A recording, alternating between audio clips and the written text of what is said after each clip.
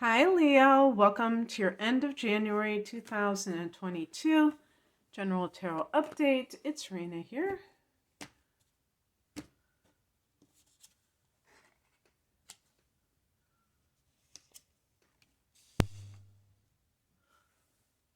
It's a little bit lower. My situation. Oh, my Lord. My sweet Lord.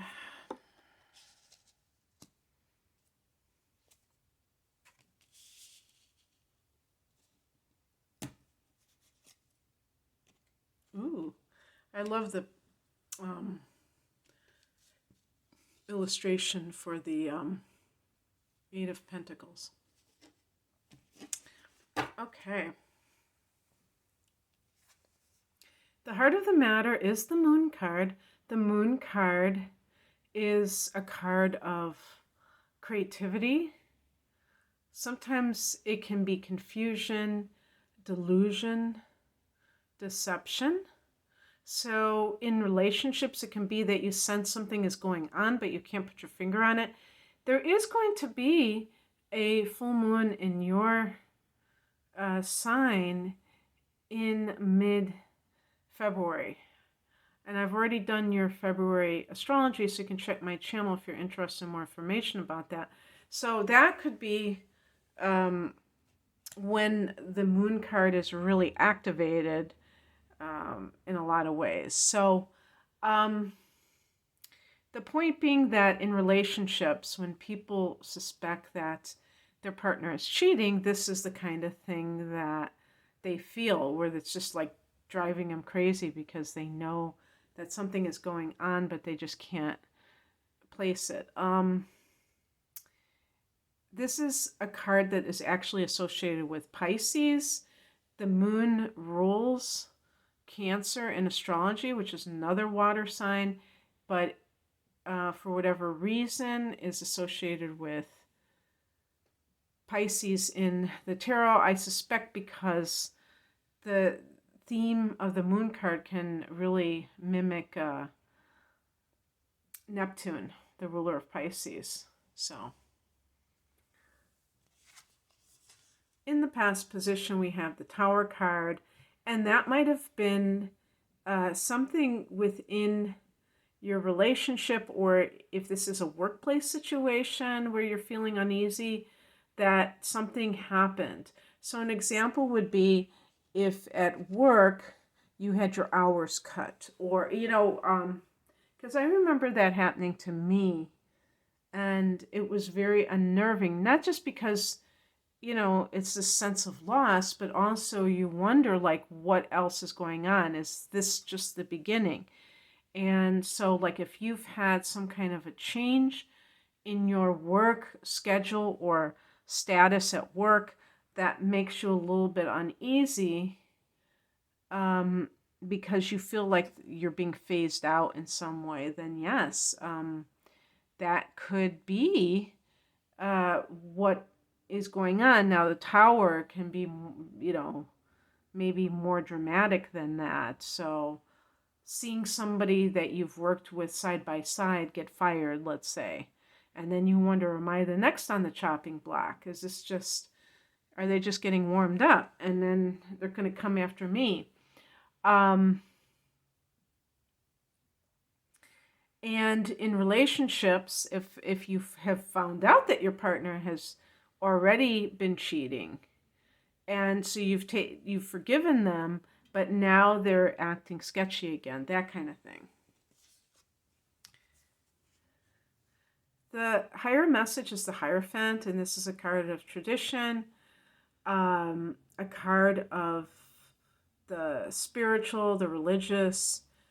Sometimes to me, this might be that you need to be more focused on the spiritual. Maybe you've been kind of focused more on career matters. Like, for instance, if somebody finds out their partner is cheating, but they are a workaholic and they've been kind of neglecting that relationship, you can say to me, don't you dare blame the victim for what that other person did, that scumbag who cheated.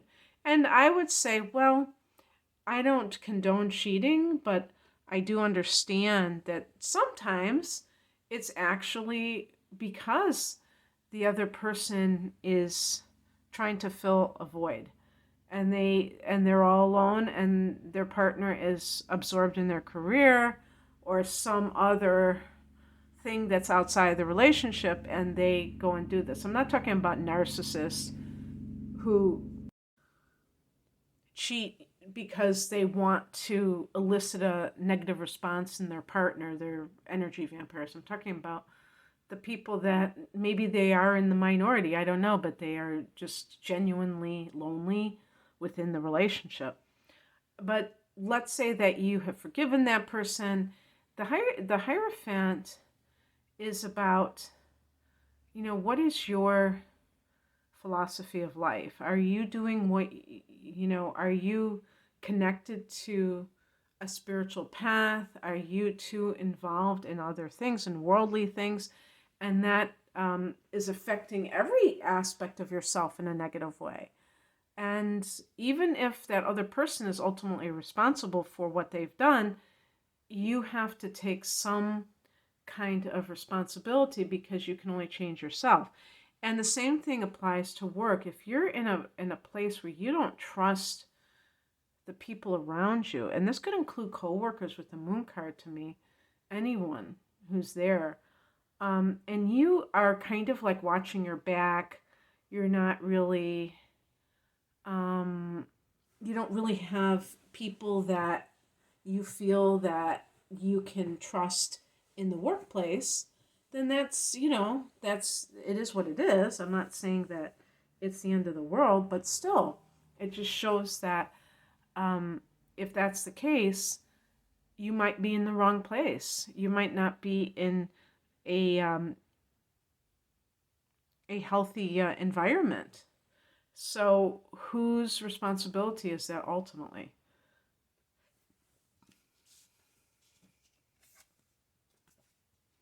What crosses you is the Seven of Wands. I always look at this as the eternal flame. And in the Rider-Waite deck, it is depicting somebody who is in a defensive stance because they're getting a lot of incoming kind of attacks. Meaning that maybe they're getting a lot of unnecessary criticism in the workplace.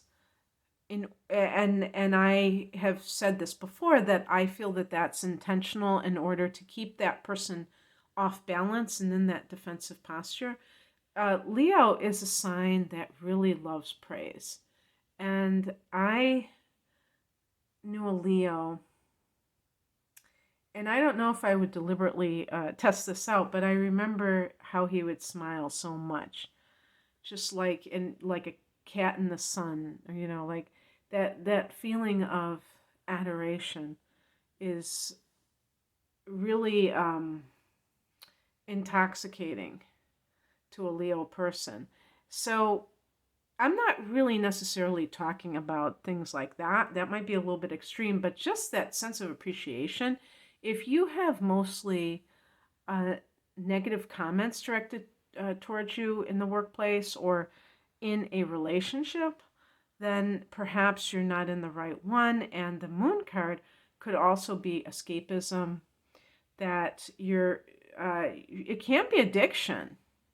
So in that particular case, if you're with somebody and you found out by accident, that was a Tower card, or maybe they got into an accident, and you are continuing to stay in that relationship, the Hierophant is about, what's that word? I was going to say convention, but conformity. And, but there's another angle to that I was looking for.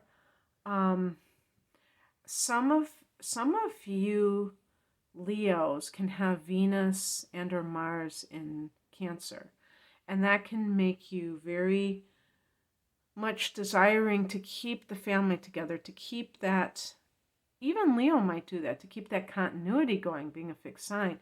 And sometimes you have to break patterns. You don't have a choice because you're up against something that is not working for you. And the more that you try to force it, the more that it might feel as if you're doing something that is going against you at the highest level. And that doesn't serve you. So the bottom line is that you have to be willing to really understand if you are in something for the concept of what it represents, like a marriage or a committed partnership, the idea of it or the reality of it. The Seven of Wands can be very depleting energy if you are not being, I'm not saying that you have to be just like praised 24/7, but that sense of like people really seeing the good in you is so important. What's coming in is the Daughter of Cups, which is the Page of Cups. This, to me, is a card of gullibility. Seeing, and with the Moon card especially, seeing how you, now this could be you, that you have allowed yourself to believe somebody's lies, believe their promises, their empty promises. If, for instance, this is about an addiction that a person has that they claim they are going to solve or heal, and yet they don't. How long are you going to look the other way or make excuses for that person? In the workplace, you may have been walking in a landmine, and yet it was almost not of your doing, but you are choosing to stay there, you know?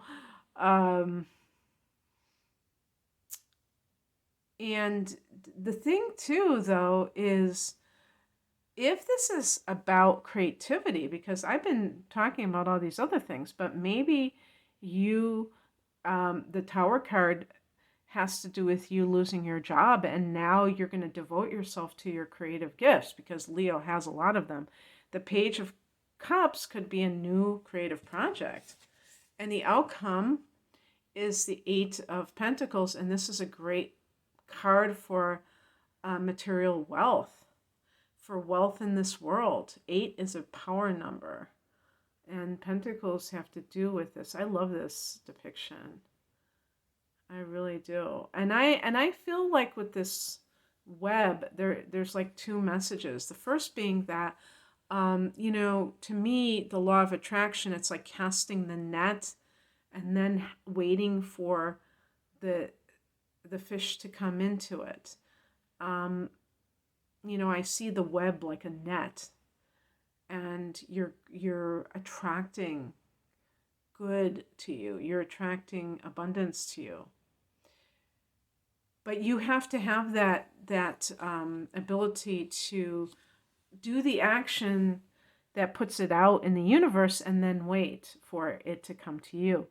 And the other thing that I see is the diligence of this, of like creating this pattern, this intricate pattern, and working very hard. And I think Leo is a very hard worker. I think that's one aspect of the law of attraction that gets misinterpreted. People think things are going to drop in their lap. And while sometimes we do get, maybe monetary gifts and we don't have to work for it, all in all, I think that the best interpretation of the law of attraction is your own efforts, putting them out there, and then getting back what you put out into the universe from your energy that is expended. in personal relationships, this is great because you may find somebody new. Now, this is like only supposed to be towards the end of the month, but I feel like some of the bottom cards can be talking about, you know, in the months to come. And like an innocent type of relationship, not one that is full of a lot of deceit. The Page of Cups, there's like a childlike innocence with it. Okay, that's what I have for you, Leo. I hope that this resonated. If you would like a private reading, I do a lot of astrological readings. I also combine it with the tarot sometimes. You can check out my offerings at the link below. Take care. Bye.